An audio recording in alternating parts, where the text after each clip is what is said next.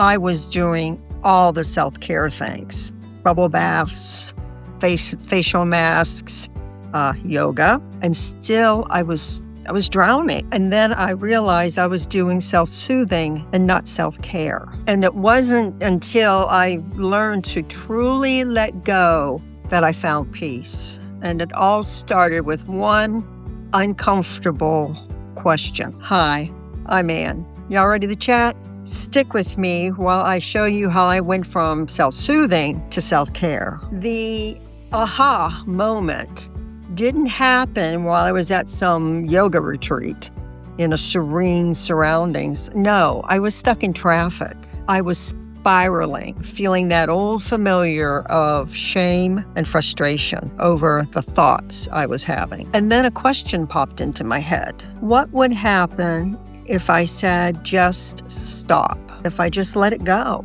If I didn't engage with it? If I didn't judge it? And if I didn't try to fix it? And for a second, I thought, that's not even possible. I mean, it would be like trying to stop a tidal wave with your bare hands. But what if it were possible? We're taught to hold on, to analyze, that if we relive the conversation long enough and often enough, that somehow the outcome will be different. Or maybe if we replay it, we'll find a solution. That's when I understood that self-care isn't adding more to the playlist. It's about bravely and consciously removing what no longer serves you. It's about letting go. Instead of bailing the boat that's sinking, you go and find the holes in the boat so you don't have to bail. Letting go is not surrender, it's freedom. I want to share 3 practices that help me learn to let go.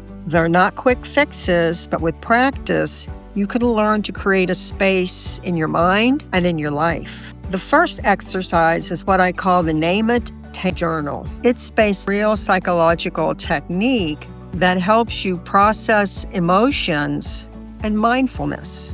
For a long time, my anxieties felt like this big tangled ball of yarn. I couldn't see where one worry ended and the other began. It was just a massive feeling of wrongness. The Name It, Tame It technique is about pulling one thread at a time. Whenever you're feeling stress, take out a notebook and write down at the top the one thing that is whirling around in your mind. The one thing. And be specific. Don't write down, I'm stressed at work. Write down, my boss called me out today and I'm afraid I'm going to lose my job. Once you've named it, do 2 things.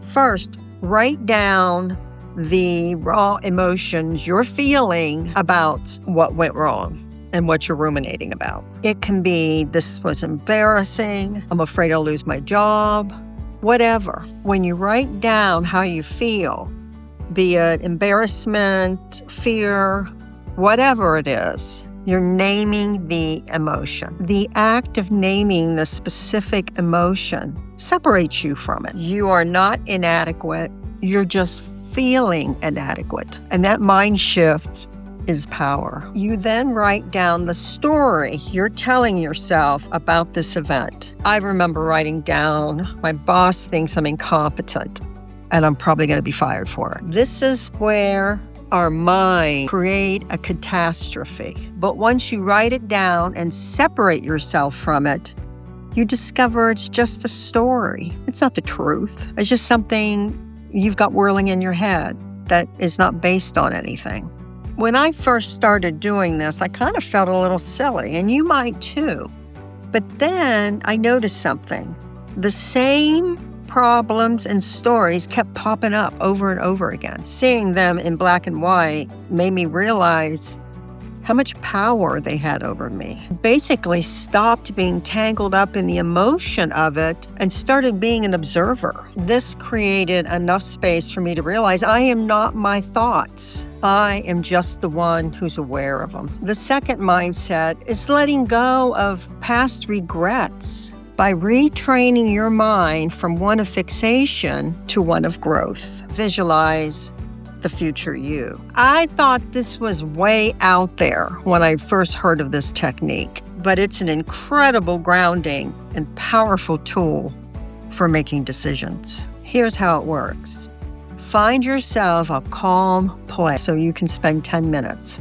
Get away from your husband, the kids, music, the screen, whatever, and just close your eyes, deep breath. And this isn't meditation. This is something different. Once you're calm, I want you to imagine yourself 1 year in the future. This future person is calm, relaxed, happy, and thriving. You're living a life that's aligned and peaceful.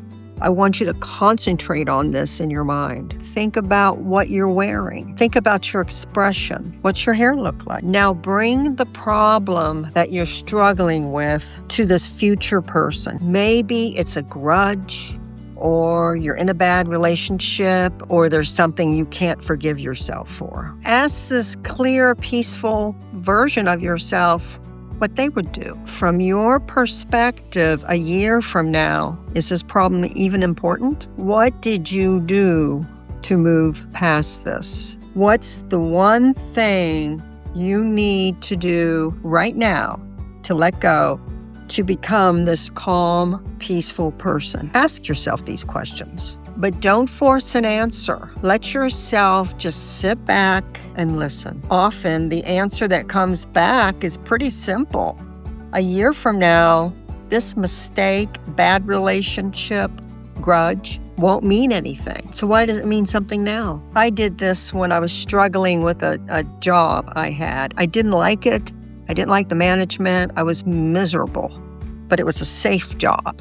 I knew I would be okay for a pretty long while. But my future self taught me something I don't think I'll ever forget, and that was my peace was more important than a paycheck. And knowing my future self was okay and had survived it kind of made me feel good about the day. It motivated me to take action. This technique works because it forces you to create a detachment from the emotion you're feeling. It connects to a long-term perspective rooted in your own well-being, and it helps turn regrets into lessons. It's amazing what a little shift in perspective can create for you. If this idea of making more space resonates with you and you want to go deeper into this idea of self-care, do me a favor and subscribe to the chat. I'm trying to build a community and I'd love you to join. Thank you. The next exercise is more tangible. It gives you an action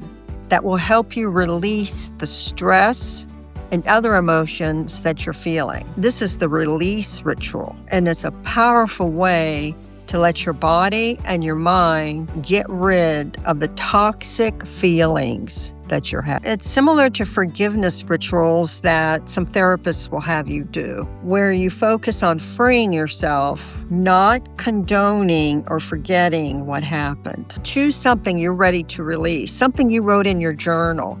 It can be anger, a grudge, regret, anything you want. Write it down on a piece of paper. Pour everything out on that piece of paper.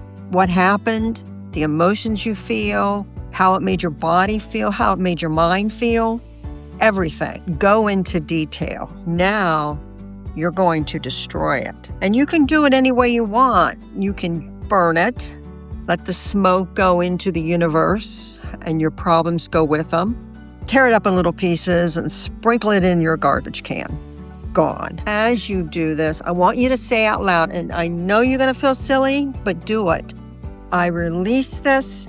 It no longer has power over me. I am free. The key is to combine a physical action with the spoken word. I did this with a letter I wrote to a person who had really hurt me deeply. And I carried that pain from that hurt like a backpack full of rocks around for years. So what I did was I wrote the whole story down and took a couple pieces of paper and how I felt, not just emotionally, but physically whenever I thought about it. And I took it out to our chimney and set it on fire. And as I watched it burn and watched the smoke go up the chimney of the chimney, I just thought, it's over.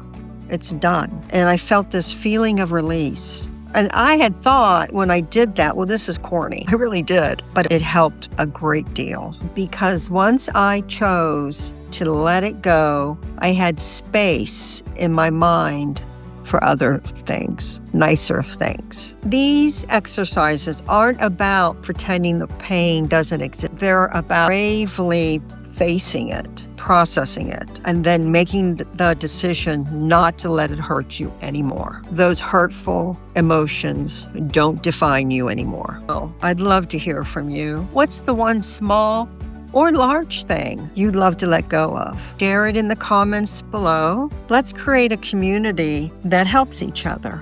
Don't forget to subscribe, and thanks for the chat.